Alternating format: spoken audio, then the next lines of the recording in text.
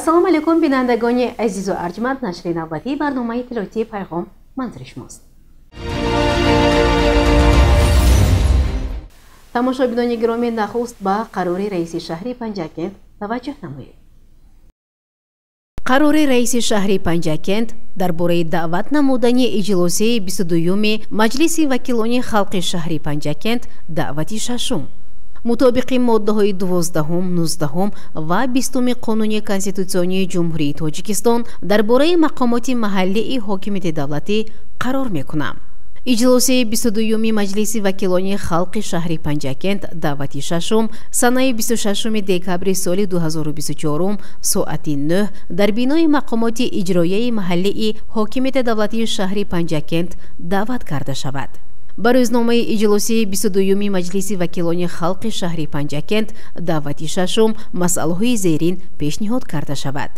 ҳисоботи раиси шаҳри Панҷакент дар бораи фаъолияти мақомоти иҷроияи маҳаллии ҳокимияти давлатии шаҳри Панҷакент дар соли 2024, тасдиқи буҷети шаҳри Панҷакент барои соли 2025 ва иҷрои буҷети соли 2023, дар бораи муқаррар намудани меъёрҳои андоз ва пардохтҳои ҳатмии маҳаллӣ дар ҳудуди шаҳри Панҷакент барои соли 2025, ҳисоботи раиси комиссияи доимии маҷлиси вакилони халқи шаҳр оид ба масъалаҳои илм, маориф, фарҳанг, сиёсати ҷавонон, ҳифзи иҷтимоӣ, сиҳати омма, ҳифзи табиат, масоили оила ва занон.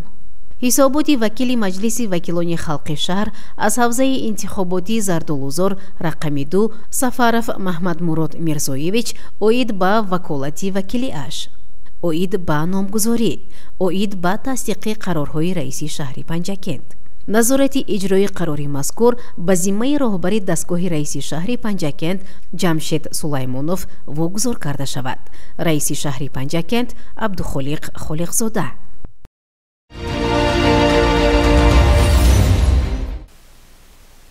раиси шаҳри Панҷакент Абдухолиқ Холиқзода ба ҷамъиятҳои деҳотии Фароб ва Халифа Ҳасан сафари корӣ анҷом дода бо рафти корҳои ободониву хуррамгардонӣ шинос гардида бо фаъолони ҷамъияти деҳотии Фароб мулоқот намуд. мутаваҷҷеҳ бошед ба гузоришҳои барнома. кооперативи истеҳсолии тиҷоратии ғелониён аз хоҷагии деҳқонии серсоҳаи ҷамъияти деҳотии Фароби шаҳри Панҷакент буда ғалла, картошка, мева ва маҳсулоти чорво истеҳсол мекунад. чун хоҷагии тухми парвар дар таъмини хоҷагиҳои деҳқонии шаҳр бо тухмии картошка низ саҳм мегузорад. зимни боздид аз ин ҷамъияти деҳотӣ дурдаст ки дар 90 километри шаҳр воқеъ аст, раиси шаҳри Панҷакент Абдухолиқ Холиқзода бо фаъолияти кооперативи истеҳсолии тиҷоратӣ шинос шуд. гуфта шуд ки дар фермаи чорводории хоҷагӣ ҳоло 50 сармоли калон ва 100 сармоли майда парвариш мешавад ва бо мақсади дар давраи зимистон барои беталаф баровардани онҳо беш аз 300 тонна хошок ва ба миқдори муайян емворӣ захира карда шудааст. боғи меваи хоҷагӣ дар 50 гектар доман паҳн карда 34 гектари он ҳосилдеҳ аст ва аз он ҳосили фаровони себ, зардолу ва чормағз мерӯёнанд.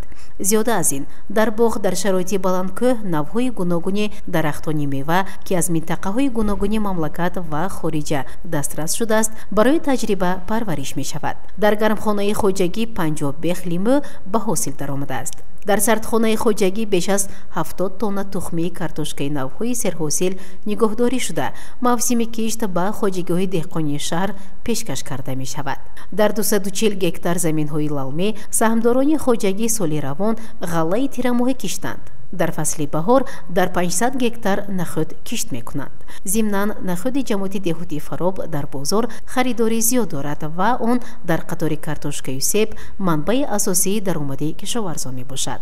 дар рафти боздид ба роҳбарияти хоҷагӣ ва деҳқонон барои истифодаи босамари замин зиёд намудани истеҳсоли маҳсулот хоса картошка ки дар иқлими Фароб ҳосили хуб медиҳад дастурҳо дода шуд. бояд гуфт ки ҳоло дашту даман ва заминҳои Фароб барфпӯш аст ва он умеди деҳқононро ба ҳосили фаровони оянда меафзояд.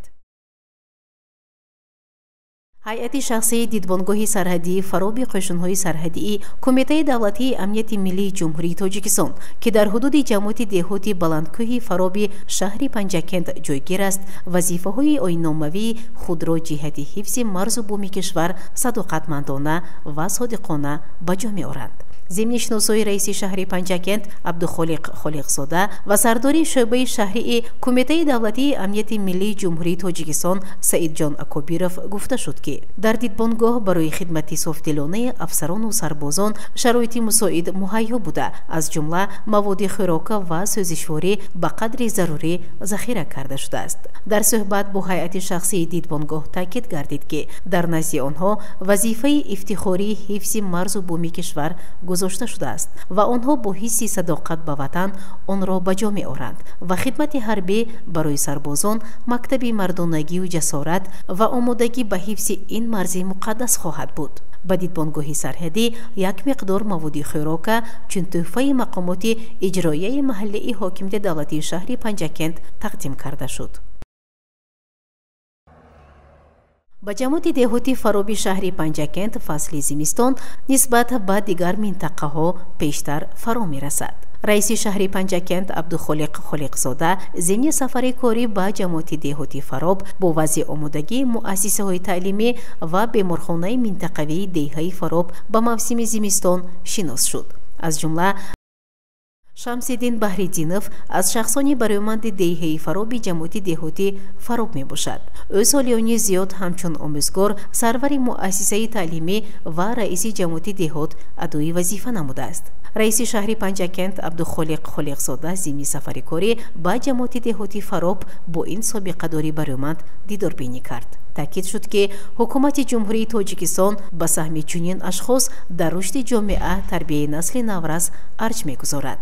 дар ин боздид ҳамчунин сокини деҳа хосият хайруллоева ки аз беморӣ азият мекашад аёдат карда шуд. ба онҳо кӯмаки пулию молии мақомоти иҷроияи маҳаллии ҳокимияти давлатии шаҳри панҷакент дастрас карда шуд. дар навбати худ аёдатшудагон даст ба дуо бардошта ба ҳукумати ҷумҳурии тоҷикистон хоса сарвари давлат муҳтарам эмомалӣ раҳмон, раиси вилояти суғд раҷаббой аҳмадзода ва раиси шаҳри панҷакент абдухолиқ холиқзода изҳори сипос намуданд. дар муассисаи таҳсилоти миёнаи умумии рақами 54 иттилоъ дода шуд ки дар таълимгоҳ барои давраи зимистон ба қадри зарурӣ ангишт ва ҳезум захира карда шудааст. ҳамчунин соли равон бо дастгирии волидон ҳудуди таълимгоҳ қисман панҷарабандӣ карда шудааст. ба роҳбарияти муассиса барои пурра ба анҷом расонидани ин кор дастур дода шуд. дар беморхонаи минтақавӣ низ ҳуҷраҳои табобатӣ гарм буда барои зимистон сӯзишворӣ захира шудааст. зимни боздид ба роҳбарияти беморхонаи марказӣ барои таъмири фаврии нақлиёти ёрии таъҷилии беморхона супориш дода шуд. дар ин боздид ҳамчунин бо нонвойхонаи нави деҳа ки кооперативи истеҳсоли тиҷоратии ғелониён сохта ба истифодаи мизоҷон омода намудааст, шинос гардида барои идомаи чунин корҳои ободонӣ дастурҳо дода шуд. дар интиҳои боздид аз ҷамоати деҳоти фароб ва шиносоӣ бо вазъи иқтисодию иҷтимоии ин ҷамоат аз ҷониби гурӯҳи кории мақомоти иҷроияи маҳаллии ҳокимияти давлатии шаҳри панҷакент дар раъси раиси шаҳр абдухолиқ холиқзода зимни мулоқот бо фаъолон ва сокинон муроҷиат ва таклифу дархости онҳо шунида шуда ба масъулин ҷиҳати ҳалли қонунии онҳо дастурҳо дода шуд.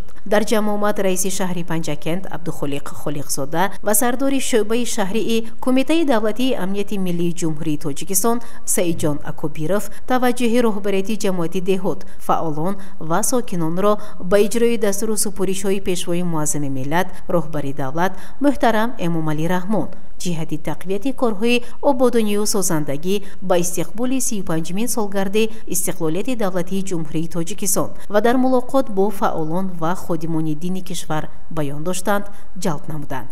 аз ҷумла таъкид гардид ки дар вазъи мураккаби сиёсии ҷаҳон ва минтақа ҳифзи фазои сулҳу субот дар ҷомеа, пешгирии гароиш ба ақоиди гурӯҳҳои тундрави исломӣ, дода шудан ба хурофот, фаҳмонидани хатари терроризму экстремизм, тарғиби дастовардҳои Тоҷикистон тоҷикистон дар даврони истиқлол таваҷҷӯҳи пайваста ба тарбияи наврасону ҷавонон дар рӯҳи дӯст доштани ватан, истифодаи огоҳонаи шабакаҳои иҷтимоӣ, саҳмгузорӣ дар ободии маҳаллии зист дар мадди аввал қарор дорад. аз иштирокчиёни ҷамъомад даъват ба амал оварда шуд ки дар ободу зебо намудани маҳаллии зист роҳу кӯчаҳо бунёди иншооти истеҳсолӣ ва хидматрасон ба истиқболи ҷашни бузурги 35-солагии истиқлоли давлатии ҷумҳурии тоҷикистон, истифодаи босамари ҳар қитъа замини корам, зиёд намудани истеҳсоли маҳсулоти кишоварзӣ аз ҷумла картошка таваҷҷӯҳи пайваста зоҳир намоянд. сокинони ҷамоати деҳотии Фароб аз баргузории чунин мулоқоти судманд ва шунидани муроҷиату дархосташон дар маҳаллии зист изҳори қаноатмандӣ карданд.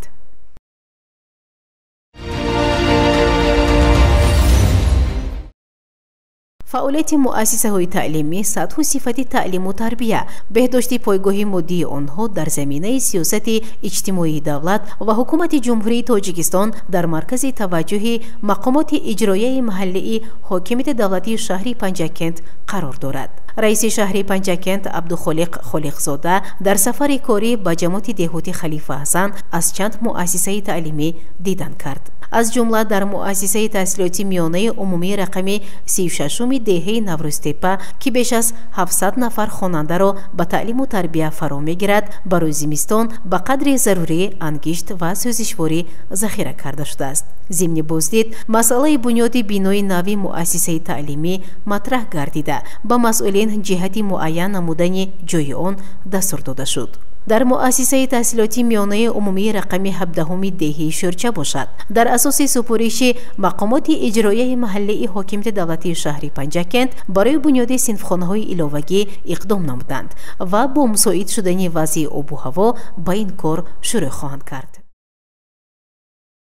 саҳмдорони хоҷагиҳои деҳқонию инфиродии деҳаи Суфиёни ҷамоати деҳоти Халифа Ҳасан дар истеҳсоли сабзавот ва картошка таҷрибаи ғанӣ доранд ва ҳамасола садҳо тонна қаламфури булхорӣ, сабзию картошкаро ба бозорҳои шаҳр ва маркази ҷумҳурӣ ба фурӯш мебароранд.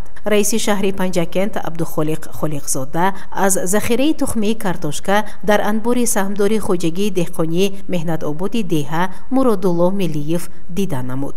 ӯ аз ҳисоби ҳосили рӯёйдааш дар замини саҳмия ва харидории навъи серҳосил аз ноҳияи Кӯҳистони Масчоҳ беш аз 30 тонна картошка захира намудааст. як қисми он ба фурӯш бароварда шуда, қисми дигараш барои тухмӣ нигаҳдорӣ мешавад.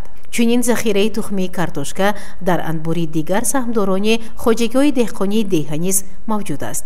сокини деҳаи Наврӯзтепа Зикриё Ғафуров бошад, сардхонаи хурд бунёд карда, ҳоло дар он беш аз 15 тонна себро нигаҳдорӣ менамояд. тирамоҳ мавсими пухтани ангур бозори шаҳри Панҷакентро асосан маҳсули дасти токпарварони ҷамоати деҳоти Халифа Ҳасан ғанӣ менамояд. зимни боздиди раиси шаҳри Панҷакент Абдухолиқ Холиқзода аз деҳаи Шӯрчаи ҷамоати деҳоти Халифа Ҳасан иттилоъ дода шуд ки бисёр сокинони деҳа ҳар сол як қисми ҳосили токзори замини саҳмия ва наздиҳавлигиашонро барои омода намудани мавиз нигоҳ медоранд. аз ҷумла Ғафсиддин Бобоев аз 50 ҳисса токзор ангури навъҳои кишмиши сиёҳу сафед тоифӣ истеҳсол намуда, беш аз 1 тоннаи онро тирамоҳ дар бозори шаҳр фурӯхта, ҳосили боқимондаро хушконида беш аз 1,5 тонна мавиз омода кардааст ва аз фурӯши он ҳамасола эҳтиёҷи оилаашро таъмин менамояд. ба ӯ ва дигар токпарварони деҳа дастур дода шуд ки баробари навъҳои маъмулии ток, навъҳои дигари серҳосилро ки ангураш хушсифат ва зерхаридору қимат аст, парвариш намоянд. аз офтобпараст на танҳо равған ва хӯроки чорво истеҳсол менамоянд, балки дони он низ харидорони зиёд дорад. ба ҳамин хотир чанд сол муқаддам соҳибкор Валиҷон Бобокалонов бо дастгирии мақомоти иҷроияи маҳаллии ҳокимияти давлатии шаҳри Панҷакент дар ҳамкорӣ бо шарикони рушд коргоҳи хурди коркарди дони офтобпараст бунёд намуд. коргоҳи хурд ки ҳоло ҷамъияти дорои масъулияташ маҳдуди ҳусейни алӣ ном гирифтааст бо шартнома аз деҳқонон ва дигар минтақаҳо дони офтобпараст харидорӣ карда баъди коркард онро ба нуқтаҳои савдо ба фурӯш мегузорад. иқтидори таҷҳизоти коркард дар як баст истеҳсоли 7500 халтача офтобпараст буда он зуд ба савдо ҳам меравад. зимни боздид аз ин коргоҳ раиси шаҳри Панҷакент Абдухолиқ Холиқзода барои зиёд намудани истеҳсоли ин моли бозоргир ва ҷойҳои корӣ дастур дод ва барои бо барқи доимӣ таъмин намудани он роҳбарияти шабакаҳои барқи шаҳрро муваззаф намуд. идомаи барнома. ба муносибати соли нави мелодӣ раиси шаҳри Панҷакент Абдухолиқ Холиқзода афсарону сарбозони қисми ҳарбии 05-170-ро табрик намуд. ба муносибати соли нави мелодӣ раиси шаҳри Панҷакент Абдухолиқ Холиқзода ба қисми ҳарбии 05-170 шаҳр рафта аз шарту шароити зиндагии сарбозону афсарон дидан кард.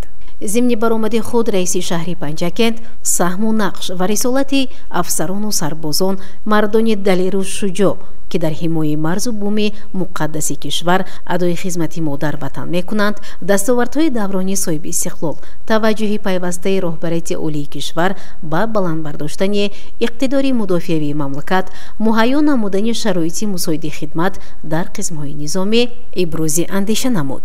бояд гуфт ки шароити хуби хизмат дар сафи қувваҳои мусаллаҳи кишвар теъдоди зиёди ҷавононро бо хоҳиши худ ба ҳимояи марзу буми ватан ҷалб месозад. воқеан хизмат ба ватан қарзи ҳар шаҳрванд буда далериву ҷасурӣ ва ҷавонмардии ҳар нафарӣ бо нангу номусро талаб мекунад. хизмат дар сафи қувваҳои мусаллаҳ боиси ифтихору сарбаландист. ба гуфти сарбозону афсарон ватанпарастӣ арзиши муқаддас ва яке аз рукунҳои муҳимтарини тарбия мебошад. барои насли ҷавон яке аз муҳимтарин мактаби обутоб хизмат дар сафи қувваҳои мусаллаҳи кишвар мебошад. маҳз дар ҳамин ҷо ҷавонписарон шуҷоату мардонагӣ омӯхта муқаддастарин арзиши ҳаёт, дӯст доштан ва содиқона муҳофизат кардани хоки поки ватани азизи худро меомӯзанд.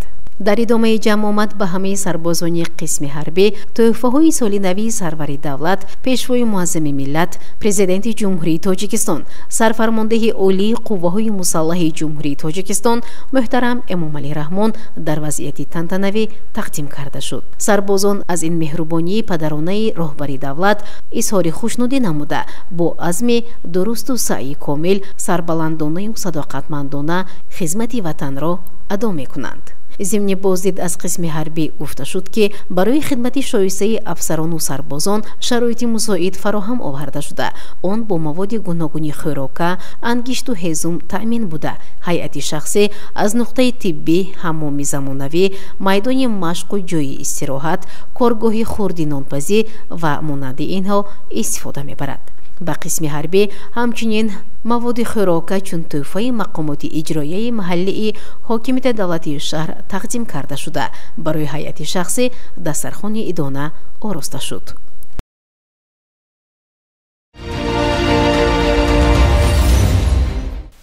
кишоварзони ҷамоати деҳотӣ Халифа Ҳасан дар баробари дигар маҳсулоти кишоварзӣ ангурро низ ба тариқи тару тоза ва мавиз захира менамояд. гузориши Далери Бозор ин мавзӯъро идома медиҳад. асоси фароонҳосилии ин таъмини хоҷагиҳо бо оби полезӣ саривақт анҷом додани корҳои агротехникӣ ва тоза кардани каналу заҳбурҳо ба давраи нав мебошад. баъди ҷамъоварии пурраи ҳосил анҷом додани кишти тирамоҳию шудгори заминҳо аз тарафи идораи давлатии беҳдошти замин ва обёрии ҳавзаи дарёи Зарафшон таъмири дастгоҳу таҷҳизоти пойгоҳҳои обкашӣ ба роҳ монда шуда корҳои таъмирӣ дар ин самт бо маром идома доранд. дар ҳудуди шаҳри Панҷакент 14 пойгоҳи обкашӣ мавҷуд мебошад ки барои таъмини оби полезӣ ба хоҷагиҳои деҳқонӣ хизмат менамоянд. ба иттилои масъулони идораи давлатии беҳдошти замин ва обёрии ҳавзаи дарёи Зарафшон аз аввали моҳи декабри соли равон тоза намудани заҳбуру каналҳои обгузар ва таъмири пойгоҳҳои обкашӣ оғоз гардида нақша доранд ки то моҳи марти соли 2025 کارها را با صفت بلند به انجام رسانند. در فصل زمستان تامین اهالی با سبزوات از کار پرثمر دهقانان وابسته بوده. در خواجگی‌های دهقانی شهر پنجکند امسال از حساب استفاده پرثمر زمین سری وقت انجام دادن کارهای آگروتکنیکی حاصل شالی و سبزی و دیگر محصولات کشاورزی زیاد استحصال شده. اساس فراوانی بازار استعمالی گردیده است. امروزها با استفاده از امکانات موجوده و تکنیک‌های ضروری تازه نمودن کانال توکسانکورز ادامه دارد. کانال مذکور 29 کیلومتر درازی داشته آب آن خودجاری میباشد و زیاده از 5000 گکتار زمین را با آب پولزی تامین میکند. تا امروز زیاده از 3 کیلومتر کانال مذکور تازه گردیده است. سری وقت تازه نمودن کانال ها امکان میدهد تا در موسم آبمانی کشاورزان با مشکل دچار نگردند. در موازنه اداره دولتی بهداشت زمین آبیاری حوزه جدید زرافشان 6 عدد پایگاه آبکشی و 6 کانال خودجاری میباشند که از این در عین حال کارهای تعمیر در پایگاه آبکشی کانال های خودجاری رفته ایستاده است. موافق نقشه چهاربینی تراموای زمستانه کارهای آماده سازی کانال توکسانکورز در عین حال ادامه داده است که درازی این کانال 29 از 2 کیلومتر را تشکیل داده زیاده از 5000 گکتار زمین را آبیاری می‌نماید. تا حد امکان کوشش می‌نماییم که خواجگی‌داران را با آب کفالتناک پولزی تامین نماییم. در پایگاه آبکشی دو پوله که قریب 2000 گکتار زمین را با آب پولزی تامین می‌کند، کارهای تعمیری با جلب متخصصان با مرام رفته ایستاده است. طبق اطلاع همساله تجهیزات ضروری پایگاه مذکور تعمیر و نوسازی می‌گردند. این پایگاه نیز مثل دیگر پایگاه‌ها برای تامین نمودن زمین‌های کورم با آب پولزی خدمت می‌کند و پیوسته در حالت کاری قرار داشتن آن امکان می‌دهد تا دهقانان هرچی بیشتر محصولات کشاورزی استحصال نمایند. پایگاه آبکشی یاری باشد سال 1970 بنیاد شده برای آبیاری 2000 گکتار زمین پیش بینی گردیده است. تعمیر و نوسازی نمودن تجهیزات ضروری پایگاه مذکور امکان می‌دهد تا در موسم نو آن با تمام اقدار موجود کار نموده زمین‌های پیش بینی گردیده را با آب پولزی تامین نماید. عین حال برای سری وقت آماده نمودن پایگاه 8 نفر متخصص فعالیت نموده ایستادند. علاوه بر این از جانب اداره دولتی بهداشت زمین و آبیاری حوزه دریای زرافشان با مقصد یخابانی و ذخیره آب در زمین‌ها با درخواست خواجگی‌های دهقانی در فصل زمستان نیز با استفاده از کانال‌های خودجاری آب پولزی دسترس کرده می‌شود. این است که امروزها در کانال مرغدر و خلیفه حسن مقدار معین آب موجود میباشد و کشاورزان میتوانند به طور ضروری استفاده نمایند و دهقانان پیشقدم در این سمت کار را آغاز نمودند. ذکر کردن به مورد است که همساله از جانب اداره مذکور در شهر پنجکند زیاده از 15000 گکتار زمین‌های کشاورزی و باغات با آب پولزی تامین کرده می‌شوند و برای این 14 پایگاه آبکشی و 6 کانال خودجاری خدمت می‌کنند. دلیری بازار، شهر پنجکند، اخبار. کودکانی کجرفتار در جامعه چنین نام داشت درس گشاده آموزگاری روانشناسی مؤسسه تحصیلات میانه عمومی رقمی 3 شهر پنجکند گلبهار خدایبردی و موضوع مذکور گزارش دیگری برنامه پورا می‌سازد.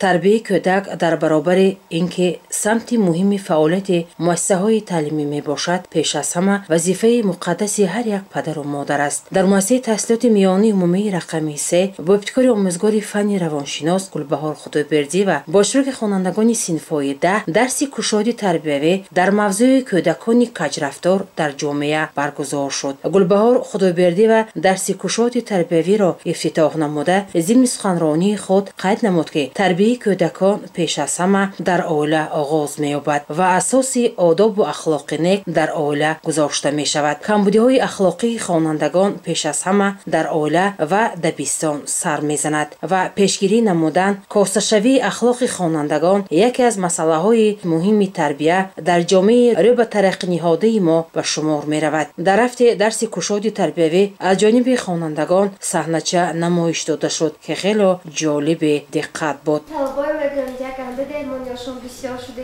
مکتب و هم پدر و مادرها بسیار به مسئولیت شده مختم مجلس ها میگذارانه با در میمانند طلبه ها.